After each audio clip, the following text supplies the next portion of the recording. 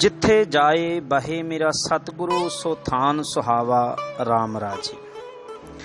Navodaya TV देख रहे समूह दर्शकों नूं तुहाडे अपने सुखवीर सिंह चैना वालों फतेह अर्ज है जी। वाहिगुरू जी का खालसा वाहिगुरू जी की फतेह। अज असीं तुहानूं दर्शन दीदारे करवा रहे हाँ सिख कौम दे चौथे तख्त धन गुरु गोबिंद सिंह पातशाह जी दे चरण छो प्राप्त पावन धरती तख्त श्री दमदमा साहिब तलवंडी साबो की।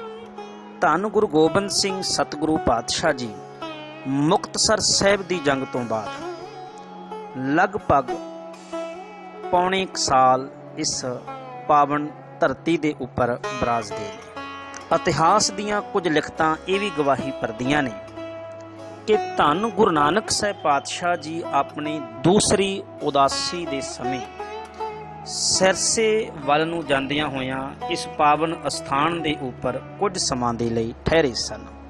उस तो बाद 1674-75 दे विच धन गुरु तेग बहादुर साहिब पातशाह जी ने भी इस पावन धरती नूं भाग लाए।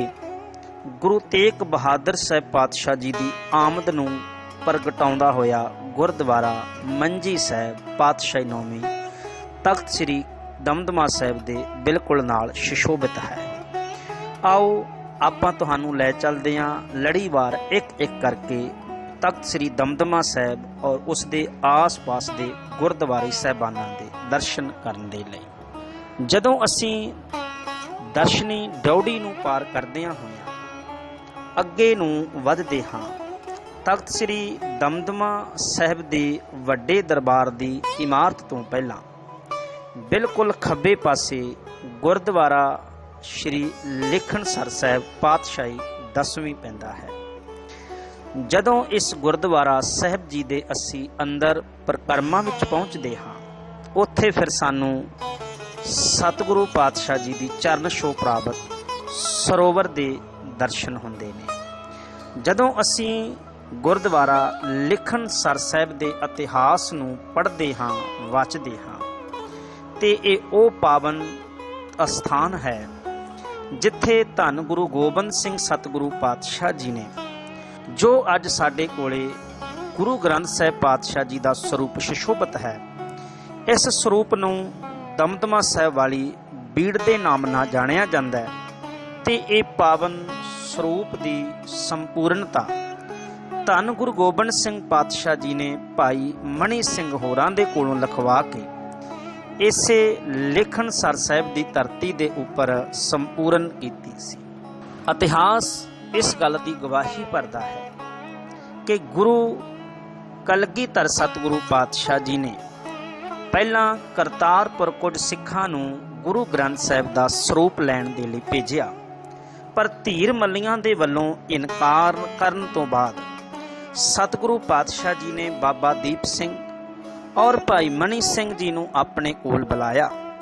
होर भी बहुत सारे सिख सतगुरु पातशाह दे चरनां दे विच बैठे जिथे अज असीं बहुत सुंदर सोहना सरोवर दे दर्शन कर रहे हाँ। एक बहुत छोटी जिही ढाब सी, एक छपड़ी नुमा अस्थान बनिया होया सी जिथे लगभग मींह दे समय आके पानी खड़ा हो जाता सी। सतगुरु पातशाह जी ने इसे दे किनारे ही अपना टिकाणा कीता।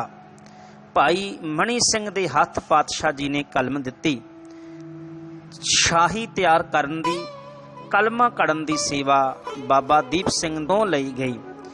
धन गुरु गोबिंद सिंह पातशाह सवेर दे दीवानां दे विच बाणी नूं उचारदे ने, अपने कंठ दे विचों फरमाउंदे ने ते जिहड़ी बाणी सवेर दे दीवानां विच सतगुरु पातशाह लिखवाउंदे सन शाम दे दीवानां दे विच ओही बाणी दी कथा सतगुरु पातशाह उस बाणी दे अर्थ संगतां नूं ਸਿੰਘਾਂ नूं शाम दे दीवानां विच समझाउंदे सन। धन गुरु कलगीधर सतगुरु पातशाह जी ने इत्थे ही दमदमा साहिब वाले सरूप और धन गुरु तेग बहादुर साहिब पातशाह जी दी बाणी नूं गुरु ग्रंथ साहिब च दर्ज करके बीड़ नूं संपूर्ण कीता।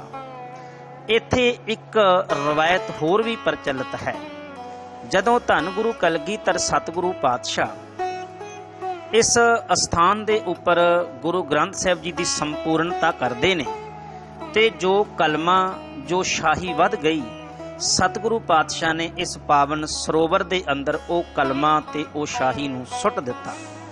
ਗੁਰਸਿੱਖਾਂ ਦੇ ਪੁੱਛਣ ਦੇ ਉੱਪਰ ਸਤਿਗੁਰੂ ਪਾਤਸ਼ਾਹ ਨੇ ਇਹ ਬਚਨ ਕੀਤੇ ਕਿ ਜਿਵੇਂ ਸਨਾਤਨ ਮਤ ਦੇ ਲਈ ਕਾਸ਼ੀ ਵਿਦਿਆ ਦਾ ਸਭ ਤੋਂ ਵੱਡਾ ਕੇਂਦਰ ਹੈ, ਇੱਕ ਸਮਾਂ ਆਵੇਗਾ ਇਹ ਗੁਰੂ ਕੇ ਸਿੱਖਾਂ ਦੇ ਲਈ, ਚੌਹਾਂ ਵਰਨਾਂ ਦੇ ਲਈ ਬਹੁਤ ਵੱਡਾ ਸਿੱਖਿਆ ਦਾ ਕੇਂਦਰ ਬਣੇਗਾ।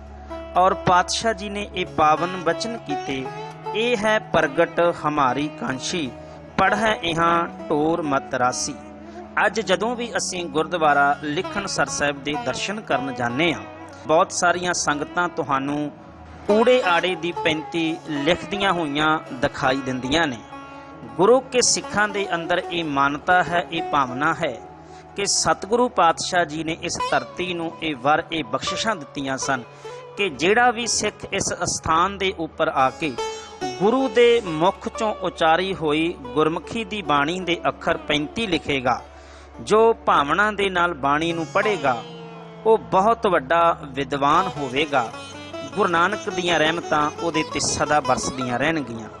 ਬਹੁਤ ਸਾਰੇ ਮਾਪੇ ਆਪਣੇ ਬੱਚਿਆਂ ਨੂੰ ਨਾਲ ਲੈ ਕੇ ਇਸ ਅਸਥਾਨ ਦੇ ਉੱਪਰ ਆਪਣੇ ਹੱਥਾਂ ਦੇ ਨਾਲ ਗੁਰੂ ਕੀ ਬਾਣੀ ਗੁਰਮੁਖੀ ਦੀ 35 ਦੇ ਅੱਖਰਾਂ ਨੂੰ ਲਿਖਵਾਉਂਦੇ ਨੇ ਤੇ ਸਤਿਗੁਰਾਂ ਦੇ ਕੋਲੋਂ ਬਖਸ਼ਿਸ਼ਾਂ ਪ੍ਰਾਪਤ ਕਰਦੇ ਨੇ।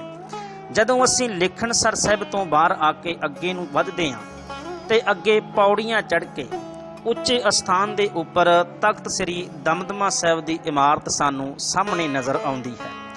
ਇਹ ਉਹੀ ਅਸਥਾਨ ਹੈ ਜਿਸ ਜਗ੍ਹਾ ਉੱਚੇ ਟਿੱਬੇ ਦੇ ਉੱਤੇ ਧੰਨ ਗੁਰੂ ਕਲਗੀਧਰ ਸਤਿਗੁਰੂ ਪਾਤਸ਼ਾਹ ਜੀ ਨੇ ਬਹੁਤ ਸਮਾਂ ਆਪਣਾ ਟਿਕਾਣਾ ਕੀਤਾ। ਮੁਕਤਸਰ ਸਾਹਿਬ ਦੀ ਜੰਗ ਤੋਂ ਬਾਅਦ ਇਸੇ ਉੱਚੇ ਟਿੱਬੇ ਦੇ ਅਸਥਾਨ ਦੇ ਉੱਪਰ ਪਾਤਸ਼ਾਹ ਜੀ ਨੇ ਆਪਣਾ ਕਮਰ ਕੱਸਾ ਖੋਲ੍ਹਿਆ, ਇੱਥੇ ਆ ਕੇ ਦਮ ਲਿਆ ਤੇ ਇਸ ਅਸਥਾਨ ਦਾ ਨਾਮ ਸ੍ਰੀ ਦਮਦਮਾ ਸਾਹਿਬ ਪੈ ਗਿਆ। ਅੱਜ ਵੀ ਧੰਨ ਗੁਰੂ ਕਲਗੀਧਰ ਪਾਤਸ਼ਾਹ ਜੀ ਦੀ ਯਾਦ ਵਿੱਚ ਉੱਚੇ ਤਖਤ ਦੇ ਉੱਪਰ ਧੰਨ ਗੁਰੂ ਗ੍ਰੰਥ ਸਾਹਿਬ ਪਾਤਸ਼ਾਹ ਜੀ ਸ਼ੋਭਾਏਮਾਨ ਹਨ। ਇਸੇ ਦਰਬਾਰ ਸਾਹਿਬ ਦੇ ਅੰਦਰ ਧੰਨ ਗੁਰੂ ਕਲਗੀਧਰ ਪਾਤਸ਼ਾਹ ਜੀ ਦਾ ਇੱਕ ਰਵਾਇਤ ਅਨੁਸਾਰ ਸ਼ੀਸ਼ਾ ਵੀ ਪਿਆ ਹੈ, ਜਿਸ ਸ਼ੀਸ਼ੇ ਦੇ ਅੰਦਰ ਸਤਿਗੁਰੂ ਪਾਤਸ਼ਾਹ ਆਪਣੀ ਦਸਤਾਰ ਸਜਾਉਂਦੇ ਸਨ। ਜਦੋਂ ਅਸੀਂ ਤਖਤ ਸ੍ਰੀ ਦਮਦਮਾ ਸਾਹਿਬ ਜੀ ਦੇ ਦਰਬਾਰ ਦੀ ਇਮਾਰਤ ਤੋਂ ਬਾਹਰ ਨਿਕਲਦੇ ਹਾਂ ਤੇ ਬਿਲਕੁਲ ਖੱਬੇ ਪਾਸੇ ਬੁਰਜ ਬਾਬਾ ਦੀਪ ਸਿੰਘ ਦੀ ਉੱਚੀ ਇਮਾਰਤ ਸਾਨੂੰ ਬੁਰਜ ਦਿਖਾਈ ਦਿੰਦਾ ਹੈ। ਇਸ ਇਲਾਕੇ ਦੇ ਦੂਰ ਦੂਰ ਤੱਕ ਦਿਖਣ ਵਾਲੇ ਟਿੱਬਿਆਂ ਦੇ ਵਿਚਕਾਰ ਇਹ ਬੁਰਜ ਬਣਾਇਆ ਗਿਆ ਸੀ ਤਾਂ ਜੋ ਆਉਣ ਵਾਲੀਆਂ ਦੁਸ਼ਮਣ ਦੀਆਂ ਫੌਜਾਂ ਨੂੰ ਦੂਰੋਂ ਦੇਖਿਆ ਜਾ ਸਕੇ। ਜਦੋਂ ਅਸੀਂ ਬੁਰਜ ਬਾਬਾ ਦੀਪ ਸਿੰਘ ਤੋਂ ਪਿੱਛੇ ਨੂੰ ਚੱਲਦੇ ਹਾਂ ਤੇ ਅੱਗੇ ਧਰਤੀ ਦੇ ਵਿਚਕਾਰ ਥੱਲੇ ਭੋਰਾ ਸਾਹਿਬ ਦੀ ਇਮਾਰਤ ਸਾਨੂੰ ਦਿਖਦੀ ਹੈ। ਜਦੋਂ ਅਸੀਂ ਪੌੜੀਆਂ ਉਤਰਦੇ ਹਾਂ ਭੋਰਾ ਸਾਹਿਬ ਦੇ ਥੱਲੇ ਪਹੁੰਚਦੇ ਹਾਂ, ਸਾਨੂੰ ਉਸ ਅਸਥਾਨ ਦੇ ਦਰਸ਼ਨ ਹੁੰਦੇ ਨੇ ਜਿਸ ਅਸਥਾਨ ਦੇ ਉੱਪਰ ਬੈਠ ਕੇ ਬਾਬਾ ਦੀਪ ਸਿੰਘ ਨੇ ਸਿੱਖਾਂ ਦੇ ਸਮੇਤ ਗੁਰਬਾਣੀ ਟਕਸਾਲ ਚਲਾਈ, ਗੁਰੂ ਕਿਆਂ ਸਿੱਖਾਂ ਨੂੰ ਗੁਰਬਾਣੀ ਦੀ ਸੰਥਿਆ ਬਾਬਾ ਦੀਪ ਸਿੰਘ ਆਪਣੇ ਹਾਜ਼ਰੀ ਦੇ ਵਿੱਚ ਦਿੰਦੇ ਰਹੇ। ਔਰ ਇਸੇ ਜਗ੍ਹਾ ਦੇ ਉੱਪਰ ਹੀ ਧੰਨ ਗੁਰੂ ਗ੍ਰੰਥ ਸਾਹਿਬ ਪਾਤਸ਼ਾਹ ਜੀ ਦੀ ਬਾਣੀ ਦੇ 4 ਸਰੂਪ ਬਾਬਾ ਦੀਪ ਸਿੰਘ ਜੀ ਨੇ ਆਪਣੇ ਹੱਥੀਂ ਲਿਖ ਕੇ ਵੱਖੋ ਵੱਖਰੇ ਗੁਰਧਾਮਾਂ ਤਖਤ ਸਾਹਿਬਾਨਾਂ ਦੇ ਉੱਪਰ ਭੇਜੇ। ਇਹ ਭੋਰਾ ਸਾਹਿਬ ਦੀ ਇਮਾਰਤ ਭਾਵੇਂ ਬਹੁਤ ਪੁਰਾਣੀ ਹੈ, ਪਰ ਜਦੋਂ ਇਸ ਦੀ ਛੱਤ ਵੱਲ ਦੇਖਦੇ ਹਾਂ, ਬਣੀ ਹੋਈ ਭੋਰਾ ਸਾਹਿਬ ਦੀ ਛੱਤ ਅੱਜ ਵੀ ਇਮਾਰਤ ਸਾਜੀ ਦਾ ਬਹੁਤ ਸੋਹਣਾ ਨਮੂਨਾ ਦਿਖਾਈ ਦਿੰਦਾ ਹੈ। ਭੋਰਾ ਸਾਹਿਬ ਤੋਂ ਬਾਹਰ ਆਉਂਦਿਆਂ ਜਦੋਂ ਅਸੀਂ ਅੱਗੇ ਇਸ ਗੁਰੂ ਘਰ ਦੇ ਆਲੇ ਦੁਆਲੇ ਦੇਖਦਿਆਂ ਹੋਇਆਂ ਪਿਛਲੇ ਪਾਸੇ ਪਹੁੰਚਦੇ ਹਾਂ ਤੇ ਪਿਛਲੇ ਪਾਸੇ ਗੁਰਦੁਆਰਾ ਮਾਤਾ ਸਾਹਿਬ ਕੌਰ ਔਰ ਮਾਤਾ ਸੁੰਦਰ ਕੌਰ ਦੇ ਦਰਸ਼ਨ ਸਾਨੂੰ ਹੁੰਦੇ ਨੇ। ਗੁਰਦੁਆਰਾ ਮਾਤਾ ਸਾਹਿਬ ਕੌਰ ਮਾਤਾ ਸੁੰਦਰ ਕੌਰ ਉਹੀ ਅਸਥਾਨ ਹੈ ਜਿੱਥੇ ਧੰਨ ਗੁਰੂ ਕਲਗੀਧਰ ਪਾਤਸ਼ਾਹ ਜੀ ਆਪਣਾ ਸ਼ਾਮ ਦਾ ਦੀਵਾਨ ਸਜਾਉਂਦੇ ਸਨ। ਇੱਥੇ ਹੀ ਦਿੱਲੀ ਦੀ ਧਰਤੀ ਤੋਂ ਭਾਈ ਮਣੀ ਸਿੰਘ ਜੀ ਮਾਤਾ ਸਾਹਿਬ ਕੌਰ ਤੇ ਮਾਤਾ ਸੁੰਦਰ ਕੌਰ ਦੇ ਨਾਲ ਪਹਿਲੀ ਵਾਰ ਜਦੋਂ ਪਹੁੰਚੇ ਧੰਨ ਗੁਰੂ ਕਲਗੀਧਰ ਪਾਤਸ਼ਾਹ ਤੋਂ ਮਾਤਾਵਾਂ ਨੇ ਸਾਹਿਬਜ਼ਾਦਿਆਂ ਦੇ ਬਾਰੇ ਪੁੱਛਿਆ ਤੇ ਭਰੇ ਦਰਬਾਰ ਵਿੱਚ ਸਤਿਗੁਰੂ ਪਾਤਸ਼ਾਹ ਨੇ ਬਚਨ ਕੀਤੇ ਸਨ ਕਿ ਇਨ ਪੁੱਤਰਨ ਕੇ ਸੀਸ ਪਰ ਵਾਰ ਦੀਏ ਸੁਤ ਚਾਰ ਮੂਏ ਤੋਂ ਕਿਆ ਹੁਆ ਜੀਵਤ ਕਈ ਹਜ਼ਾਰ। ਇਹ ਗੁਰਦੁਆਰਾ ਸਾਹਿਬ ਸਾਨੂੰ ਸਤਿਗੁਰੂ ਪਾਤਸ਼ਾਹ ਜੀ ਦੇ ਉਹਨਾਂ ਬਚਨਾਂ ਨੂੰ ਯਾਦ ਕਰਵਾਉਂਦਾ ਹੈ। ਤਖਤ ਸ੍ਰੀ ਦਮਦਮਾ ਸਾਹਿਬ ਜੀ ਦੀ ਇਮਾਰਤ ਦੇ ਬਿਲਕੁਲ ਦਰਬਾਰ ਸਾਹਿਬ ਦੇ ਨਾਲ ਹੀ ਗੁਰਦੁਆਰਾ ਮੰਜੀ ਸਾਹਿਬ 9ਵੇਂ ਪਾਤਸ਼ਾਹ ਦੀ ਸਾਨੂੰ ਯਾਦ ਦਿਵਾਉਂਦਾ ਹੈ। ਧੰਨ ਗੁਰੂ ਤੇਗ ਬਹਾਦਰ ਸਾਹਿਬ ਪਾਤਸ਼ਾਹ 1674-75 ਦੇ ਵਿੱਚ ਇਸ ਪਾਵਨ ਅਸਥਾਨ ਤੇ ਪਹੁੰਚੇ ਸਨ। ਸੰਗਤਾਂ ਨੂੰ ਦਰਸ਼ਨ ਦਿਦਾਰੇ ਦਿੰਦਿਆਂ ਸਤਿਗੁਰੂ ਪਾਤਸ਼ਾਹ ਅੱਗੇ ਸਰਸੇ ਵੱਲ ਨੂੰ ਚਲੇ ਗਏ। ਧੰਨ ਗੁਰੂ ਤੇਗ ਬਹਾਦਰ ਸਾਹਿਬ ਪਾਤਸ਼ਾਹ ਜੀ ਦੀ ਯਾਦ ਦਿਵਾਉਂਦਾ ਹੋਇਆ ਗੁਰਦੁਆਰਾ ਮੰਜੀ ਸਾਹਿਬ 9ਵੀਂ ਪਾਤਸ਼ਾਹ ਅੱਜ ਵੀ ਸ਼ੋਭਾਇਮਾਨ ਹੈ। ਥੋੜਾ ਜਿਹਾ ਅੱਗੇ ਚੱਲਦੇ ਹਾਂ, ਬਾਬਾ ਦੀਪ ਸਿੰਘ ਜੀ ਦੇ ਦੁਆਰਾ ਬਣਾਇਆ ਗਿਆ ਖੂਹ ਵੀ ਸਾਨੂੰ ਦਿਖਾਈ ਦਿੰਦਾ ਹੈ। ਜਦੋਂ ਬਾਬਾ ਦੀਪ ਸਿੰਘ ਜੀ ਦਮਦਮਾ ਸਾਹਿਬ ਦੀ ਧਰਤੀ ਤੇ ਬਿਰਾਜਦੇ ਨੇ ਤੇ ਇਹ ਰੇਤਲੀ ਧਰਤੀ ਦੇ ਕਾਰਨ ਬਹੁਤ ਸਾਰੇ ਇਲਾਕੇ ਦੇ ਲੋਕਾਂ ਨੇ ਆ ਕੇ ਬੇਨਤੀ ਕੀਤੀ ਕਿ ਚਾਰੇ ਪਾਸੇ ਜਿੰਨੇ ਵੀ ਖੂਹ ਨੇ ਸਾਰਿਆਂ ਖੂਹਾਂ ਦਾ ਪਾਣੀ ਬਹੁਤ ਖਾਰਾ ਹੈ, ਪੀਣ ਯੋਗ ਨਹੀਂ। ਬਾਬਾ ਦੀਪ ਸਿੰਘ ਜੀ ਨੇ ਸਤਿਗੁਰੂ ਪਾਤਸ਼ਾਹ ਦੇ ਚਰਨਾਂ ਦਾ ਧਿਆਨ ਧਰਦਿਆਂ ਹੋਇਆਂ ਇੱਥੇ ਆਪਣੇ ਹੱਥੀਂ ਇੱਕ ਖੂਹ ਲਗਵਾਇਆ, ਜਿਸ ਦਾ ਮਿੱਠਾ ਜਲ ਸੰਗਤਾਂ ਛਕ ਕੇ ਆਪਣੀ ਪਿਆਸ ਬੁਝਾਉਂਦੀਆਂ ਰਹੀਆਂ ਤੇ ਬਾਬਾ ਦੀਪ ਸਿੰਘ ਜੀ ਦੀ ਯਾਦ ਦਿਵਾਉਂਦਾ ਹੋਇਆ ਅੱਜ ਵੀ ਇਹ ਪਾਵਨ ਖੂਹ ਦੇ ਦਰਸ਼ਨ ਸੰਗਤਾਂ ਕਰਦੀਆਂ ਹਨ। ਜਦੋਂ ਅਸੀਂ ਪਾਵਨ ਅਸਥਾਨਾਂ ਦੇ ਦਰਸ਼ਨ ਕਰਦਿਆਂ ਜਦੋਂ ਤਖਤ ਸ੍ਰੀ ਦਮਦਮਾ ਸਾਹਿਬ ਦੇ ਖੱਬੇ ਪਾਸੇ ਦੇਖਦੇ ਹਾਂ ਤੇ ਇੱਥੇ ਹੀ ਗੁਰੂ ਕੇ ਪਿਆਰੇ ਸਿੱਖ ਬਾਬਾ ਧੀਰ ਸਿੰਘ ਬਾਬਾ ਵੀਰ ਸਿੰਘ ਜੀ ਦਾ ਬਹੁਤ ਸੁੰਦਰ ਸੋਹਣਾ ਅਸਥਾਨ ਬਣਿਆ ਹੋਇਆ ਹੈ। ਇਹ ਉਹੀ ਅਸਥਾਨ ਹੈ ਜਿਸ ਜਗ੍ਹਾ ਦੇ ਉੱਪਰ ਧੰਨ ਗੁਰੂ ਕਲਗੀਧਰ ਸਤਿਗੁਰੂ ਪਾਤਸ਼ਾਹ ਜੀ ਇੱਕ ਸਿੱਖ ਦੇ ਦੁਆਰਾ ਲਿਆਂਦੀ ਹੋਈ ਬੰਦੂਕ ਦਾ ਨਿਸ਼ਾਨਾ ਪਰਖਦੇ ਨੇ। ਪਹਿਲਾ ਮੌਕਾ ਸਤਿਗੁਰੂ ਪਾਤਸ਼ਾਹ ਜੀ ਨੇ ਭਾਈ ਡੱਲੇ ਨੂੰ ਦਿੱਤਾ, ਪਰ ਭਾਈ ਡੱਲਾ ਸਤਿਗੁਰੂ ਪਾਤਸ਼ਾਹ ਜੀ ਦੇ ਬਚਨਾਂ ਦੇ ਉੱਪਰ ਪੂਰਾ ਨਾ ਉਤਰ ਸਕਿਆ। ਗੁਰੂ ਕੇ ਦੋ ਸਿੱਖ ਰੰਗਰੇਟੇ ਭਾਈ ਵੀਰ ਸਿੰਘ ਭਾਈ ਧੀਰ ਸਿੰਘ ਸਤਿਗੁਰੂ ਪਾਤਸ਼ਾਹ ਦੇ ਸਾਹਮਣੇ ਹਾਜ਼ਰ ਹੁੰਦੇ ਨੇ। ਸਤਿਗੁਰੂ ਪਾਤਸ਼ਾਹ ਸਾਡੇ ਉੱਤੇ ਗੋਲੀ ਚਲਾਓ। ਆਪ ਜੀ ਦੇ ਹੱਥਾਂ ਨਾਲ ਚੱਲੀ ਹੋਈ ਗੋਲੀ ਦੇ ਨਾਲ ਜੇ ਸਾਡੇ ਪ੍ਰਾਣ ਵੀ ਨਿਕਲ ਗਏ ਤੇ ਅਸੀਂ ਵੱਡੇ ਭਾਗਾਂ ਵਾਲੇ ਹੋਵਾਂਗੇ। ਸਤਿਗੁਰੂ ਪਾਤਸ਼ਾਹ ਦੋਨਾਂ ਸਿੱਖਾਂ ਤੋਂ ਬੜੇ ਪ੍ਰਸੰਨ ਬੜੇ ਖੁਸ਼ ਹੋਏ। ਪਾਤਸ਼ਾਹ ਜੀ ਨੇ ਗੋਲੀ ਚਲਾਈ ਜੋ ਦੋਨਾਂ ਦੇ ਸਿਰ ਉੱਪਰ ਦੀ ਚਲੀ ਗਈ, ਪਰ ਦੋਨੇ ਭਰਾ ਅੱਖਾਂ ਬੰਦ ਕਰਕੇ ਸਹਿਜ ਅਵਸਥਾ ਦੇ ਵਿੱਚ ਖੜੇ ਰਹੇ।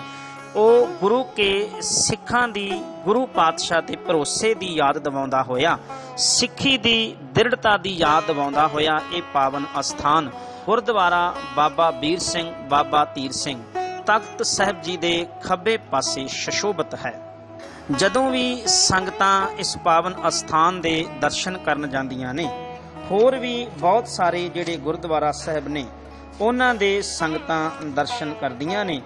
ਸੋ ਸਤਿਗੁਰੂ ਪਾਤਸ਼ਾਹ ਜੀ ਦੀਆਂ ਬਖਸ਼ਿਸ਼ਾਂ ਰਹਿਮਤਾਂ ਪ੍ਰਾਪਤ ਕਰਨ ਦੇ ਲਈ ਆਪ ਵੀ ਆਪਣੀ ਜ਼ਿੰਦਗੀ ਵਿੱਚ ਇੱਕ ਵਾਰ ਧੰਨ ਗੁਰੂ ਨਾਨਕ ਸਾਹਿਬ ਪਾਤਸ਼ਾਹ, ਧੰਨ ਗੁਰੂ ਤੇਗ ਬਹਾਦਰ ਸਾਹਿਬ ਪਾਤਸ਼ਾਹ, ਧੰਨ ਗੁਰੂ ਗੋਬਿੰਦ ਸਿੰਘ ਸਤਿਗੁਰੂ ਪਾਤਸ਼ਾਹ ਜੀ ਦੀ ਰਹਿਮਤਾਂ ਭਰੀ ਪਾਵਨ ਧਰਤੀ ਤਖਤ ਸ੍ਰੀ ਦਮਦਮਾ ਸਾਹਿਬ ਜੀ ਦੇ ਦਰਸ਼ਨ ਕਰਕੇ ਸਤਿਗੁਰਾਂ ਜੀ ਦੀਆਂ ਖੁਸ਼ੀਆਂ ਪ੍ਰਾਪਤ ਕਰੋ।